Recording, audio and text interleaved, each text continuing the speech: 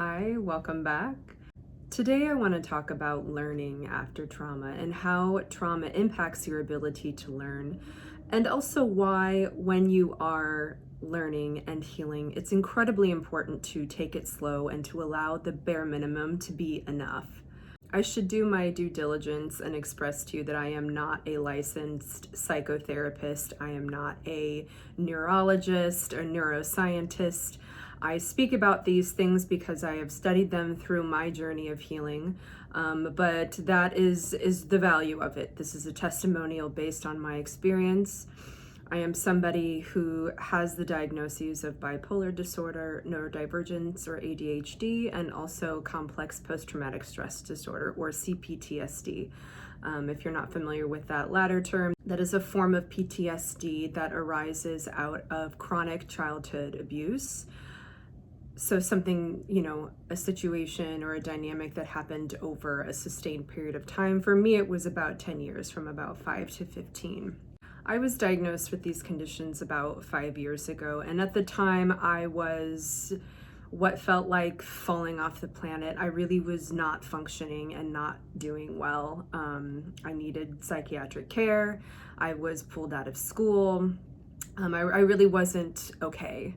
And I am here today and creating this channel and this content because I am currently, and have been for enough of a time, that I know that it's real and that I've done a major part of healing and stabilizing. Today I am well and balanced and pretty high functioning. I, for the most part, can claim that I have healed and managed these diagnoses. Healed from trauma, managed the diagnoses. I'm not terribly symptomatic, and I've learned how to take care of myself. I have learned a lot over the last 5 years or so. It's been quite a journey, and there's insight that I have in things that I want to share. Learning is something that really hurts when you realize that you are somehow compromised, that it's not working as easily as it should. You can tell, you can see that there's just an incredible amount of resistance, and it just shouldn't be as hard as it feels. If you've been looking for answers in the self-development world, I'm sure you've heard the advice of, just sit down and do 5 minutes at a time. Just sit down, read 5 pages, just write the first line. These very kind of small tasks that you can do to just get your foot in the door and just get yourself kind of moving in a direction. This is very good advice. The problem is that people have a hard time really taking it. And especially if you were an adult trying to learn, you have the pressure of feeling like you need to learn really fast because you need to make up for lost time, because you're an adult after all, and you should know these things already, and you should be further along the track than you are. So you put a lot of pressure on yourself for the bare minimum to not ever be enough and not be satisfying. So you're trying to take this advice from self-development of okay, I'll sit down and I'll just do 5 minutes. Perhaps you sit down at the piano and you tell yourself you're going to learn for 5 minutes today, or you're just going to do like 5 scales or something like that. And you've told yourself consciously that this is the bar for today and that if you achieve it, that's good enough. But if you're deep down, as you're sitting down playing, telling yourself, there's no way I'll ever get where I'm gonna go if I go at this pace. The problem with you telling yourself that 5 minutes is enough, but not feeling that it's enough, is that you're going to get through the 5 minutes, and instead of feeling fulfillment and satisfaction and rewarding yourself for doing that bit that you told yourself that you would do, internally you are punishing yourself for it. You're saying that's not good enough, I'll never get to where I'm going to go. And so instead of getting the positive reinforcement of the behavior with the reward, you just punished yourself for doing something, which means every time in the future when you go back and you want to sit down at that piano and play another 5 minutes, you're going to know that doing that means punishment.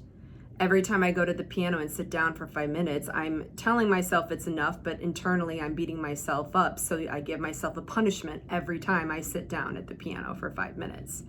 So you never allow yourself to get the benefit of the reward cycle. You never allow yourself to feel positive reinforcement. And this is where childhood trauma really plays a big role, and just how much this inner critic is having a grip on you when you were trying to learn.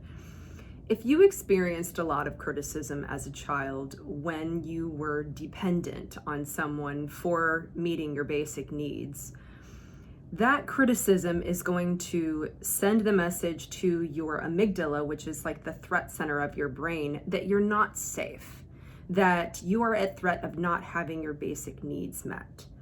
So if you know anything about kind of basics of neuroscience and what happens in this situation, you have these two centers of your brain. You've got the hippocampus, which is the learning center of the brain, which is where all the resources go for that. And you've got the amygdala, which is like the threat center of the brain. When you're very stressed out, that is a very lit up part of your brain. So when you sit down at the piano, wherever, and you've got this inner critic that's going, it is pulling resources away from the hippocampus, the learning center of the brain, and putting them all onto the amygdala, which is the fear threat center of the brain. Number one, you couldn't possibly focus outwardly in that situation if you are criticizing yourself and feeling a threat center of your brain start to light up and fire and say, oh no, I need to pay attention to this, instead of giving its resources to learning and focusing.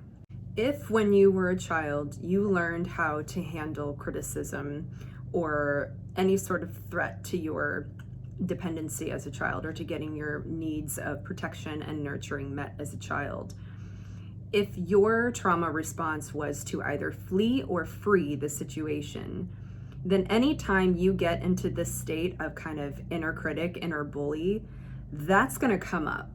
That trauma response of I want to flee or freeze. So if you're trying to learn and you're sitting in front of the piano and that inner bully comes up and it triggers a response of flee or freeze, you're not going to be able to learn. I know I definitely, it kind of almost looked like, oh, I'm just super distractible, which is possibly a part of it, but it's primarily, at least in my experience, it's that I am trying to flee from the inner critic in myself that's making me feel extremely uncomfortable and not safe. I think it's very normal for people to deal with the inner critic.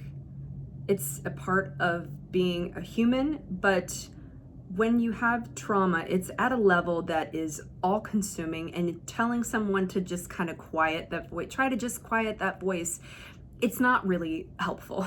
Like there's something much deeper there. There's a wound there that is really trying to protect you, and it's getting in the way. You trying to consciously support it, telling it that it's not to be listened to, is kind of just telling your inner child that you don't care, that it's scared. And that ultimately can kind of build into even more resistance over time. This can also develop into a major fear of being seen. If you are someone like myself who really wanted to perform for a long time, and in some cases I did and I was able to, but I had such terrible performance anxiety. It was like I really wanted to perform. I knew that this is what I was and these were the gifts that I had, but I also hated being on stage because I was so overwhelmed with debilitating performance anxiety. And I realized that,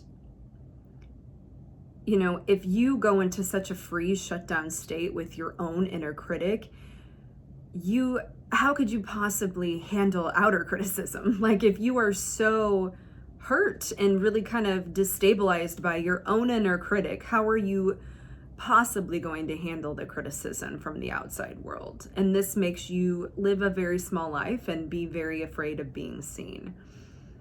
I know there's a lot of people that this resonates with, and I'm here to tell you that you can heal, you can learn, you can get better. It takes time, but adult learning is accessible to everyone. I am someone, again, I was bottom of the pit, like feeling like I'm gonna fall off the face of the earth. Things were not okay. I was not functioning. I was not able to really even keep coherent sentences. I couldn't really keep on conversations. I couldn't really listen to people. So what's some tactile advice that I can give from what I'm trying to share today? When you go into an environment or sit down and you're trying to learn and you're telling yourself, okay, I'm just going to do 5 minutes today or 10 minutes or whatever is the minimal amount that you know, you like, okay, I feel like I should be able to do this for the next week, 5 minutes a day for the next week, whatever feels like it's accessible and truly doable to you.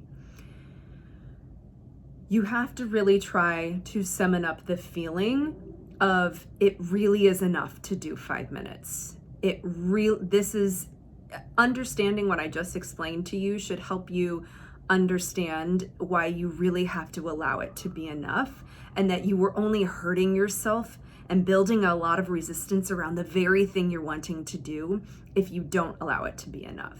Over time, as you do this more and more, you will build confidence with your ability to learn, and you'll build confidence with your ability to handle this inner critic. If you've made it this far, I would be really grateful if you would like, comment, subscribe if you'd like to see more content. I'm trying to learn to bring it full circle here. I'm trying to learn how to create better content and bring more value. So if you just got through this whole thing and you fell asleep or you felt like it was a waste of time, do tell me and I will try to address it. And I'm getting better, I think, at trying to organize my thoughts here and get them out to you. But any sort of feedback would be super appreciated. So until next time, talk to you later. Ciao.